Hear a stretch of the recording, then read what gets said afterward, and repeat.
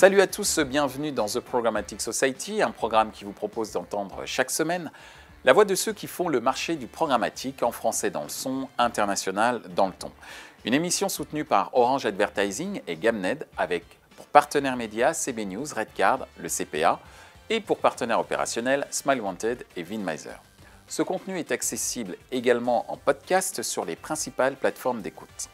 Cette semaine, notre thème est le suivant, le secteur voyage en programmatique, état des lieux. Le secteur voyage est un des secteurs pour lequel le marketing digital est central pour assurer son développement. Existe-t-il des caractéristiques propres au secteur voyage dans le domaine du marketing digital?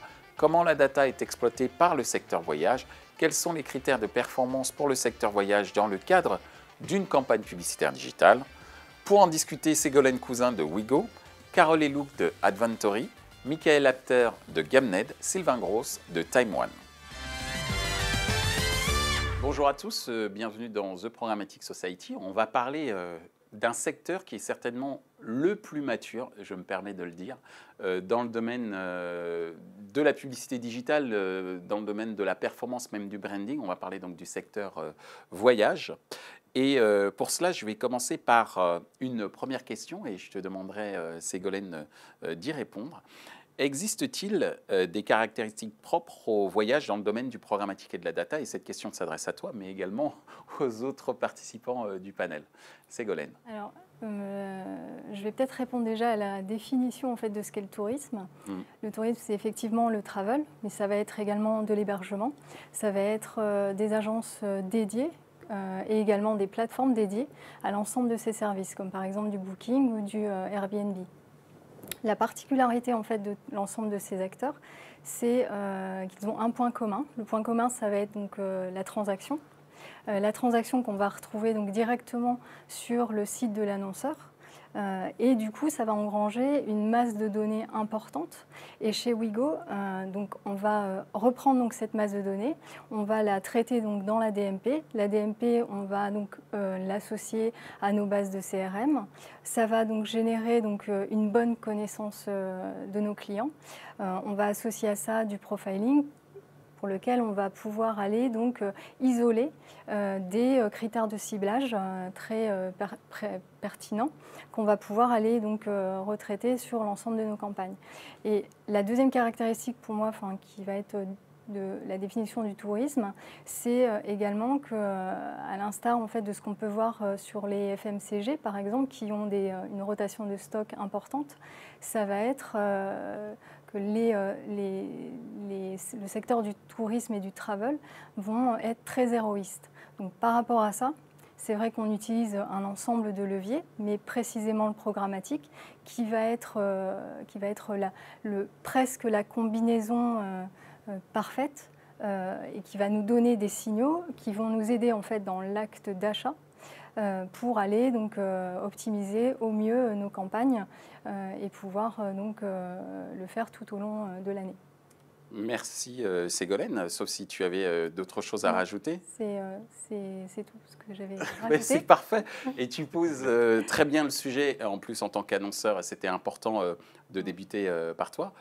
Michael, toi qui es chez Gamned et qui est active un certain nombre de campagnes, c'est quoi les caractéristiques propres au secteur voyage-tourisme dans le domaine programmatique et data? Oui, ce qu'il faut savoir, c'est que Gamned est un training desk, on travaille évidemment très bien sur le secteur du tourisme, mais sur d'autres secteurs. Ce qu'on remarque, c'est que le travel, c'est un secteur qui est particulier. Il fait appel à l'émotionnel, il fait appel aux vacances. Et forcément, quand on fait appel aux vacances, il y a forcément besoin d'aller chercher un petit peu, de travailler son image de marque, de travailler aussi sa notoriété, l'appétence qu'on va avoir par rapport à sa marque. Et ça, en application média, on va travailler justement sur des formats, on va travailler sur une scénarisation, parce que ce qu'il faut savoir aussi, c'est que le marché du tourisme est, comme l'a dit Ségolène, très concurrentiel. Il y a beaucoup d'acteurs, il y a du transport, de l'hébergement, des loisirs, et ce qui fait que l'internaute est très volatile. Et pour le toucher à différents endroits, évidemment, il faut répéter le message, et ça, on y reviendra, je pense,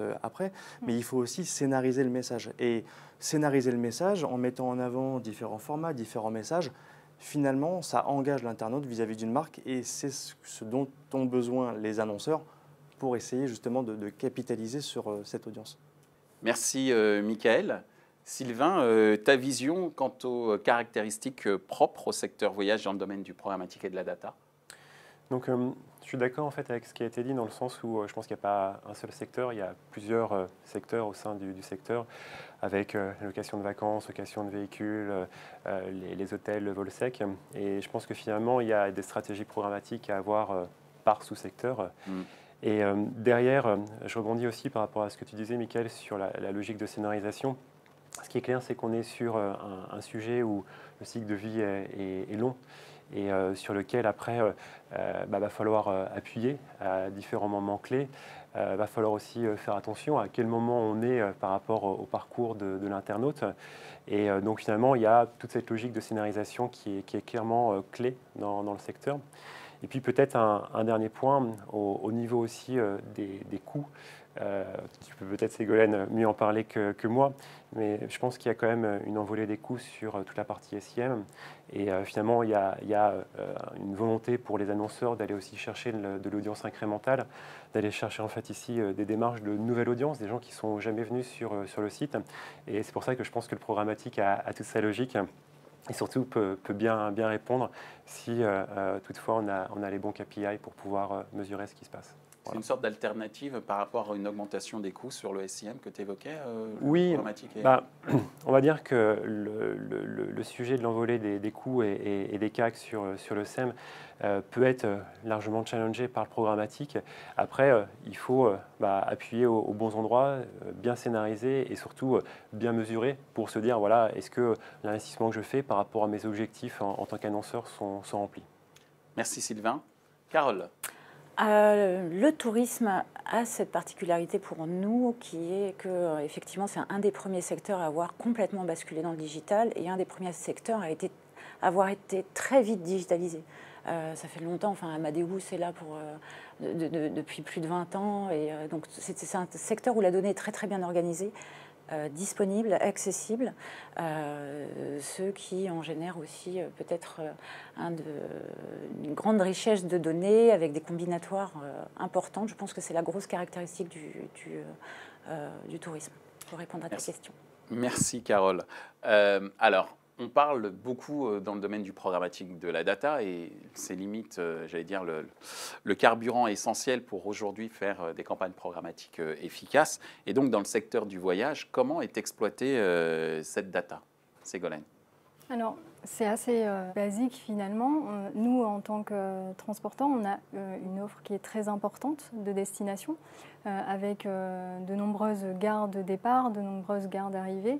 Ce qui est important en fait pour nous, Ouigo, et je pense pour l'ensemble des annonceurs, ça va être de bien connaître nos clients, pour bien aller les adresser en fait, soit en fidélisation avec toutes nos données de first party qu'on va donc enrichir avec notre base CRM, soit en acquisition pour aller donc capter des nouveaux clients. Et ça, on va se servir donc d'un algorithme de segments jumeaux, donc du lookalike, mais également de la donnée qu'on va pouvoir trouver chez les publishers. Donc ça, c'est un élément important. Et puis, comme le disait Carole, on a besoin en fait d'aller vers de la géolocalisation. Donc nous, le voyage est très riche en géolocalisation. Et donc du coup, on va aller utiliser des solutions en fait performantes sur le marché, qui va être de la DCO, pour aller adresser le fameux bon message au bon moment à la bonne personne, et pour aller surtout optimiser en fait tous nos investissements. Merci Ségolène. Michael? Je vais rejoindre beaucoup de points que tu as annoncés finalement, et je pense que tout le monde va faire pareil. Mais la data dans l'univers du travel, elle est intimement liée aussi à la récence du cookie, parce qu'en fonction de ce qu'on va avoir envie d'acheter, que ce soit un vol long courrier qui va se préparer des mois à l'avance, ou que ce soit une envie un peu plus soudaine de partir en week-end, il y a les ponts du mois de mai, il fait beau, forcément la data ne va pas être travaillée de la même manière. Et à côté de ça, du coup, il y a évidemment toute la partie données first party de l'annonceur, qui est évidemment très, très fiable. Cette donnée, elle va pouvoir être activée, soit pour faire, comme tu l'as dit, de la fidélisation. Tu as catégorisé tes early bookers, tu as catégorisé tes family travelers, ou alors en exclusion pour aller faire de la conquête. Et à côté de ça, il y a toute cette donnée aussi navigationnelle. Un internaute vient sur ton site, il va falloir que, en fonction de ce qu'il a regardé, en fonction de ce qu'il a mis en panier, en fonction de ses volontés, être en mesure de réutiliser cette donnée-là, parce que cette donnée, c'est finalement la plus proche, on est au plus proche de l'acte d'achat. Donc ces différentes typologies de données, elles sont importantes pour justement concocter, on va dire, un dispositif média, plus que programmatique d'une manière générale. Merci Michael. Sylvain, comment tu vois l'exploitation de la data par le secteur voyage et tourisme?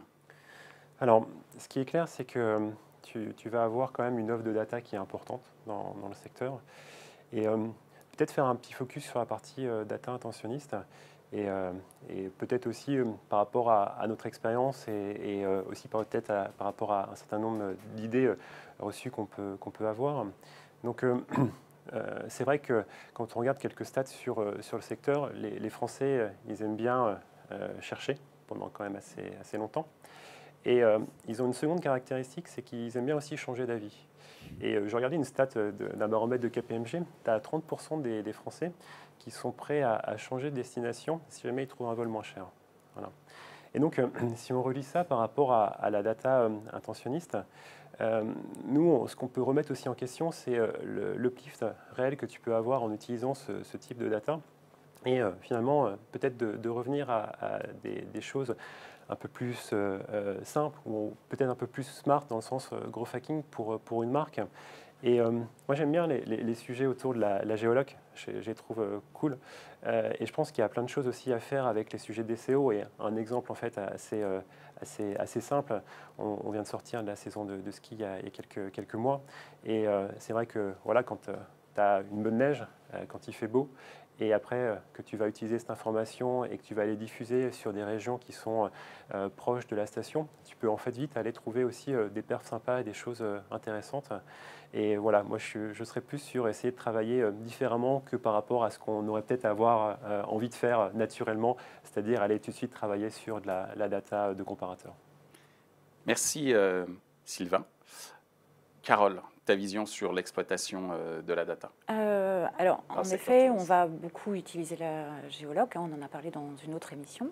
Ouais. Le tourisme est un très, très gros consommateur. Derrière la géologue, on a tout ce qui est météo de rattacher, donc très important pour la DCO. Et puis, bien sûr, tout ce qui est prix, comme tu as dit, Ségolène, les ville d'origine, ville d'arrivée, etc. Donc c'est autant de facteurs qu'on va pouvoir associer en plus à la connaissance client issue de la DMP, rentrer dans des effets de scénarisation, qu'est-ce que je dis, aller toucher tous les points de contact et effectivement changer son message en fonction d'une décision qui aurait pu être prise à la dernière minute et donc qui, elle, peut être différente du cookie acheté, on va dire. Et donc, on va pouvoir arriver avec une pertinence plus précise là-dessus, sur le message.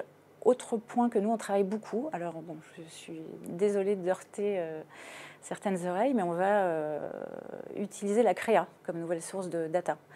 C'est un point qui est très très important. Toutes ces marques-là sont beaucoup attachées à leur branding. Il y a beaucoup d'images de marques à véhiculer, présenter une image d'une destination, d'une plage ou plutôt d'un hôtel ou d'un petit déjeuner. Enfin, voilà, on sait tous que sur Instagram, enfin, le vecteur image est très important. Qu'on travaille, nous, de notre côté, beaucoup cette étude sur ce que la donnée créa peut apporter et améliorer dans la scénarisation des campagnes sur le tourisme. Alors justement, puisqu'on évoque, j'allais dire, l'aspect performance à travers la création, comme tu viens de le faire, c'est quoi les critères de performance pour le secteur voyage, Ségolène? Pour le secteur du voyage, je dirais que c'est plutôt la performance. Ça va être aussi, en fait, ça dépend de l'objectif. En fait, on a soit un objectif de visibilité, donc ça va être plutôt de la notoriété, où là, on va aller travailler en médias plutôt des achats en gros carrefour d'audience, en gré à gré. Et pour tout ce qui est sujet de performance, on va plutôt aller effectivement vers du programmatique qui va être donc le levier qui va nous permettre d'aller investir sur une impression en particulier et une impression qui va être sur une audience très qualifiée. En fait, on n'est plus aujourd'hui à aller vraiment chercher via un site en particulier l'audience, une audience voulue. On va aller toucher 50, 60, 70% de cette audience voulue, mais on va être vraiment sur l'achat qui va nous permettre d'aller chercher directement en fait cette audience. Et c'est une audience qu'on cherche à avoir et qui va être une audience qualifiée. Il y a deux choses importantes en fait pour l'annonceur. Et je pense que je parle pour l'ensemble des annonceurs, ça va être la qualité de la donnée qu'on va aller acheter. Donc en fait, réellement, est-ce que cette audience est réellement qualifiée? Donc ça, c'est un des critères qu'on regarde beaucoup. Et puis, ça va être également tous les sujets de mesure. En fait, l'importance pour nous, c'est d'aller mesurer directement ce qui se passe directement sur le site. C'est d'avoir pour l'ensemble des leviers toutes ces mesures qui arrivent sur le site et qu'on va pouvoir aller vérifier pour aller chercher réellement le modèle d'attribution le plus optimal possible. D'accord. Donc c'est vraiment la transparence et la mesure. Merci Ségolène. Michael? Je vais encore une fois rebondir sur ce que tu dis parce que c'est assez complet. Tu es annonceur, c'est peut-être pour ça. C'est pour ça, voilà. Non, mais Michael, merci.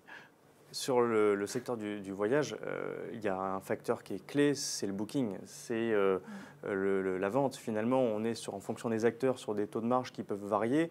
Et que ce soit sur du revendeur ou que ce soit sur de l'opérateur, il y a forcément cette volonté de vendre. Que ce soit même via des applications branding, quand on fait une campagne de vidéo, quand on fait une campagne d'image, in fine, on cherche à faire de la performance. Et la performance, en fait, il faut regarder justement comment est-ce qu'on la lie. Parce que, comme tu l'as très bien expliqué, il y a différents outils, il y a différents modèles d'attribution. Le programmatique et le display arrivant en haut de funnel, sur cette première touche, il est nécessaire aussi d'accompagner les annonceurs sur quels sont les outils. Parce que finalement, si on ne regarde qu'à la fenêtre du last click, ce qui est majoritairement le cas avec certains outils, on peut avoir tendance à ne pas avoir cette bonne vision.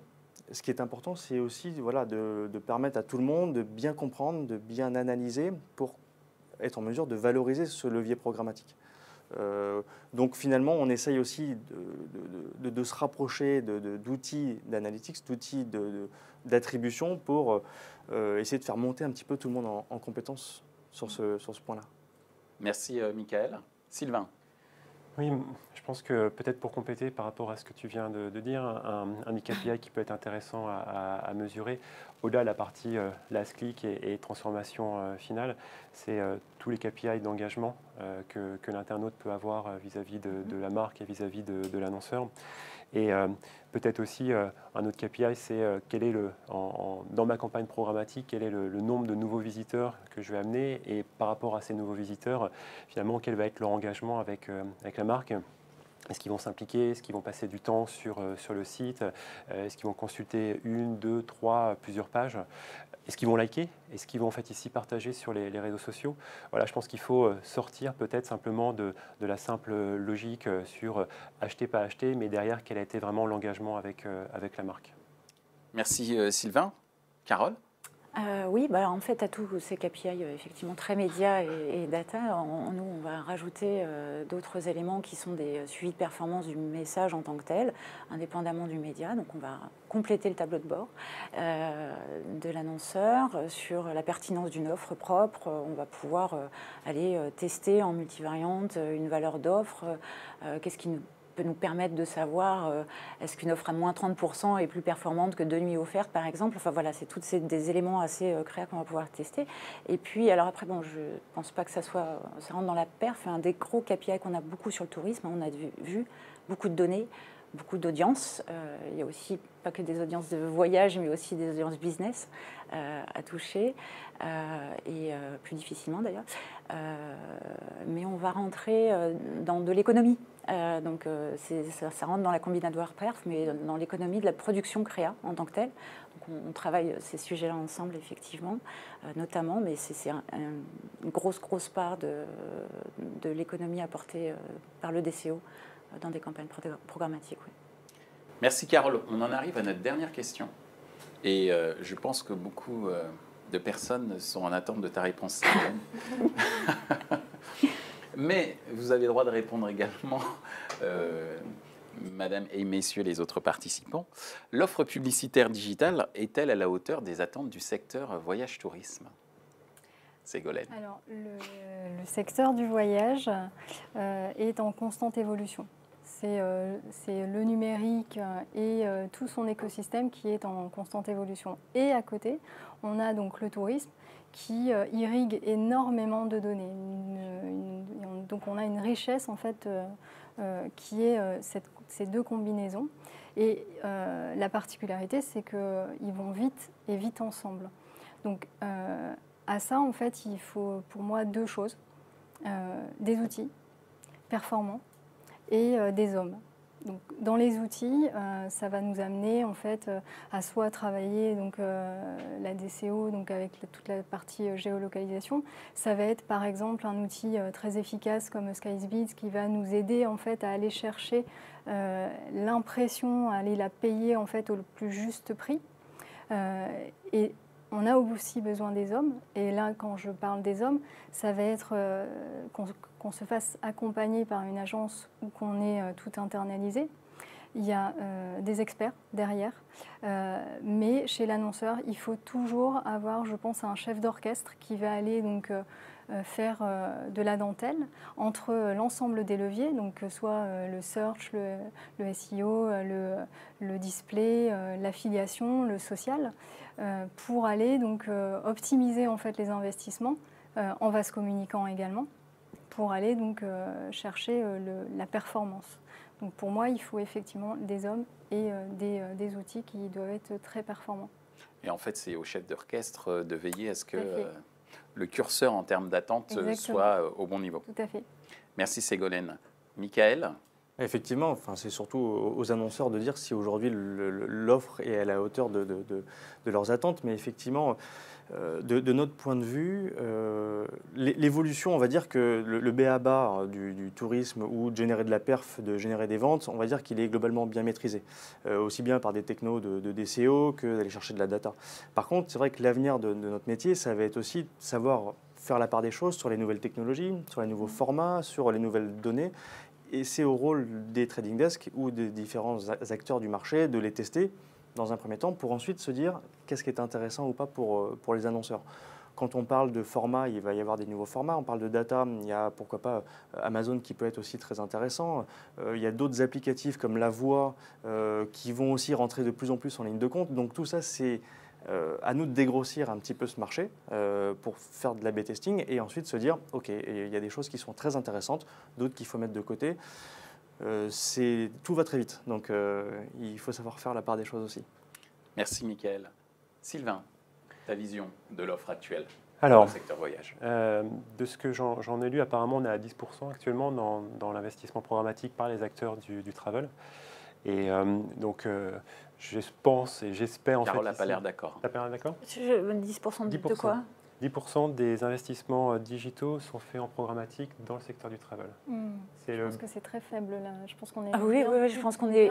Pour moi, c'est le plus avancé. Enfin, c'est le secteur qui est en pointe, quoi. Donc, alors, c'était une étude qui a été faite auprès des décideurs e-commerce du travel. C'est le baromètre e-tourisme qui est paru l'année dernière de KPMG. Je regardais avant de venir et c'est vrai que tu avais deux stats qui étaient intéressantes. Il y avait cette part sur laquelle je me disais, en fait, c'est peut-être pas si haut. Et puis l'autre côté, tu avais vers quoi ils vont aller. Et là, tu avais le programmatique qui ressortait et tu avais la partie sociale. Et à côté, alors après, tu avais évidemment les best-sellers qui étaient là, comparateurs de prix et ce type de choses. Mais le programmatique, c'était que 10% dans ce baromètre. Ok, intéressant. Mais c'est vrai que le social a une grande place. On a une grande place en fait sur le search, une grande place aussi au social. Mais le programmatique aide beaucoup à aller optimiser réellement et les créas et les investissements globaux. Et sans révéler de choses confidentielles, tu es plutôt au-dessus ou tu es plutôt en dessous, toi? Plutôt bien au-dessus. D'accord. Je suis au-dessus, mais c'est pas non plus. Enfin, on est donc sur l'ensemble des leviers, on a un bon mix en fait des leviers parce qu'on sait que de toute façon l'un apporte à l'autre. Donc c'est important en fait de garder en fait ce mix entre leviers. Et voilà. Et ce qu'il faut, c'est, je pense, et nous on le fait chez Ouigo, c'est toujours d'avoir des best performers. Un niveau aussi d'outils chez ces best performers et également beaucoup de test and learn, de nouveaux acteurs. Et ça, c'est important d'avoir ce mix entre best performers, des outils venant de ces best performers avec de nouvelles offres et du test and learn pour aller toujours rester sur des choses très avancées. Merci Ségolène pour ces précisions. Sylvain? Peut-être oui, pour conclure, je pense qu'il y a peut-être aussi des acteurs du voyage qui actuellement n'investissent pas en programmatique. Je pense que ça existe encore et il faut aussi se lire, des plus petits acteurs qui n'investissent pas et sur lesquels il y a un réservoir de croissance. Voilà, et peut-être après pour rejoindre par rapport à ce que disait Mickaël, pour moi la programmatique et nous en tant que secteur on doit être là pour générer l'innovation. La partie programmatique audio pour moi c'est des sujets qui sont passionnants et sur lesquels il y a vraiment des choses à faire dans le domaine du tourisme. Et puis les sujets vidéo, moi je voyais qu'il y avait pas mal de mes annonceurs qui travaillaient sur des sujets de réalité virtuelle sur leur site pour faire découvrir auprès de l'internaute leur séjour. Et je pense que si jamais on reprend ça sur un axe plus publicitaire, il y a vraiment des sujets sympas qu'on pourrait creuser avec la créa et sur lesquels on doit faire franchement quelque chose de sympa. Merci Sylvain. La parole à toi, Carole, c'est le mot de la fin. Oui, le mot de la fin, on travaille beaucoup avec beaucoup de secteurs et en fait, de notre point de vue, le secteur du tourisme est vraiment très très en pointe. Encore une fois, on a dit beaucoup de données, beaucoup de points de contact. Enfin voilà, on a tous les canaux qui sont utilisés sur ce secteur-là. Complètement dématérialisé. Une vente aujourd'hui peut se faire complètement en ligne de A à Z. Et puis tu l'as dit en intro, c'est un secteur qui est assez riche, c'est un vrai écosystème en soi. Il y a une vraie chaîne alimentaire là qui se crée entre les comparateurs, les annonceurs, les hôteliers. Enfin voilà, ça tourne. Il y a sur le marché de la publicité des entreprises qui sont spécialisées. On a des ADA, Travel Audience, qui ne traitent que cette donnée-là. Les régies aussi, Audigeo. Enfin voilà, donc on a la chance d'avoir un secteur, je pense, assez en pointe et assez mature, avec beaucoup d'expertise, ce qui est plutôt effectivement assez agréable à travailler. Et donc je pense que c'est aussi un secteur à regarder, à avoir une ligne de mire dans ses pratiques quand on ne fait pas partie de ce secteur-là, par exemple. Merci Carole, merci Ségolène, merci Mickaël, merci Sylvain. Merci. Et je vous dis à très bientôt sur d'autres lignes, peut-être, j'en sais rien, mais en tout cas, merci de nous avoir éclairés. Merci. Ainsi s'achève ce débat autour du secteur voyage en programmatique. Les points à retenir de nos échanges sont les suivants. 1. Pour le secteur voyage-tourisme, le programmatique est une solution qui a permis de pallier l'inflation des coûts d'accès aux liens sponsorisés des moteurs de recherche. 2. La géolocalisation est une des sources de data clés pour l'efficacité des campagnes publicitaires. 3.